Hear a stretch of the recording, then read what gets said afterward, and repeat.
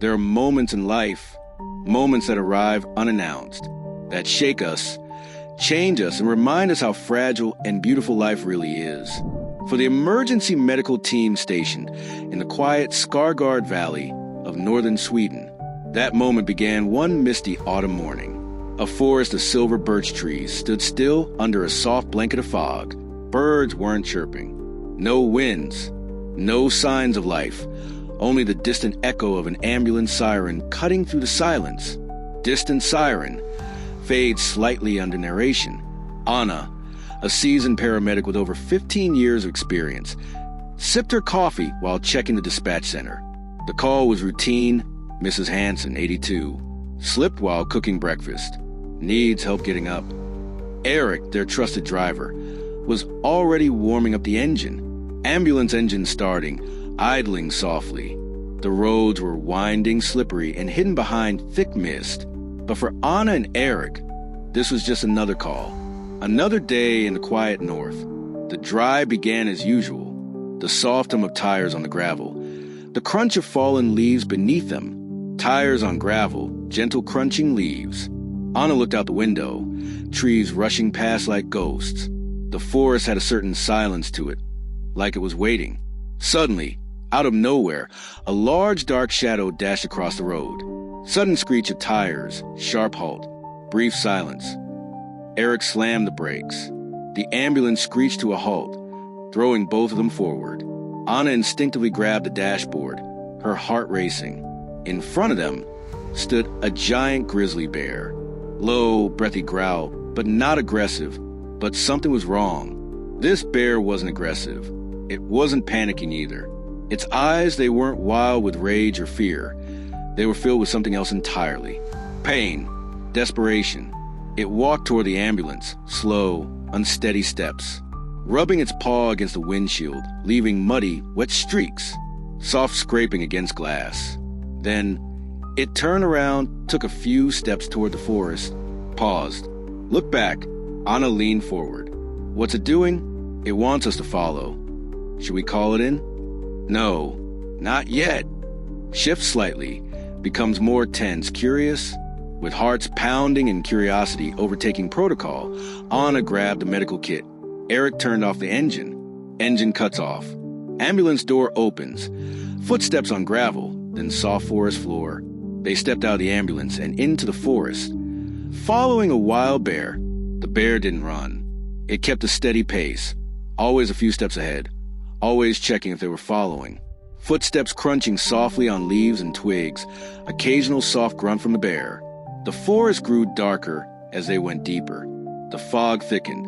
The sounds of civilization faded. Every crack of a twig beneath their feet echoed like thunder. Amplified twig snap. About 10 minutes in, they started seeing signs. Broken branches, tufts of fur, then the metallic smell of something unnatural.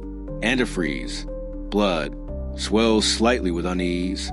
And finally, they reached the clearing. A heartbreaking sight. 3 bear cubs, huddled in the mud. 2 not moving. 1, barely alive, trembling, breathing heavily. Faint, shallow, raspy breathing of the cub. Anna rushed forward, ignoring every warning from her training. The cub's eyes fluttered. Its nose was bleeding. Around them, discarded food cans, torn plastic, leaking chemicals. Antifreeze, a silent killer. Eric stood frozen, stunned by the scene. The mother bear, who had led them here, stood silently to the side, her head low. She wasn't threatening. She wasn't offensive. She was broken, become somber, poignant. Anna checked the cub's vitals. Its heartbeat was faint, breathing shallow. The tongue was bluish, a sign of poisoning. Without immediate help, it wouldn't survive the next 30 minutes. Anna opening medical kit, rustling of supplies, speaking into radio, urgently but controlled. Urgent, wildlife poisoning, cub critical, requesting vet and ranger support immediately. Location approximately, fade slightly. They didn't have the tools for this, but they had their will. Anna pulled out emergency fluids, made a makeshift for using supplies meant for humans. The cub flinched when the needle touched its skin. Small whimper from cub, followed by a low, guttural growl from Mother Bear. The Mother Bear growled, low and guttural, but didn't move forward. It was as if she understood. As Anna worked, Eric tried to keep her calm. Steady breaths. You've got this. The Mother Bear approached the lifeless cubs and began licking their fur, gently, lovingly, as if refusing to believe they were gone. Soft, wet licking underscores the grief. Tears welled up in Anna's eyes. She'd seen grief in humans, but never like this.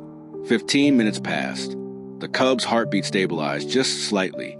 Slightly stronger, but still faint heartbeat effect under narration. Then a rustle in the bushes. Backup had arrived. Rustling leaves.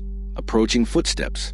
A vet team, forest rangers, tranquilizers in hand. Prepared for danger, but they stopped when they saw the scene. Anna and Eric knee-deep in mud. The Mother Bear standing beside them, peacefully, quietly, whispering, amazed. I've never seen anything like this. Careful movements, quiet instructions, stretcher. They carefully took the cub onto a stretcher. The Mother Bear gave a soft grunt, but didn't attack. She watched, followed, stayed close but trusted. As the vet van drove off with the surviving cub, the Mother Bear let out a low, hollow sound. Something between a cry and a sigh. Vet van engine starting, driving away slowly. A low, mournful cry from the bear fades out, shifts to reflective. Days passed. The story spread like wildfire through the valley. A video captured by one of the vets went viral. People called it the Grizzly that asked for help. Authorities cleaned the area. Illegal dumping in the woods was investigated. Signs were posted. Awareness campaigns launched. More importantly, something shifted in how people saw wildlife. Anna and Eric returned to duty. But nothing was the same. They had seen trust. They had seen grief that crossed boundaries between species. They had witnessed a miracle. And that story, it lives on, not just as a tale of rescue, but as a reminder that even the fiercest beasts sometimes know where to turn when they need hope. Become soft, emotional, hopeful, soft, emotional voice. If this story touched you, if you believe in the bond between humans and nature, share it, subscribe, and always remember the wild is watching. And sometimes it whispers for help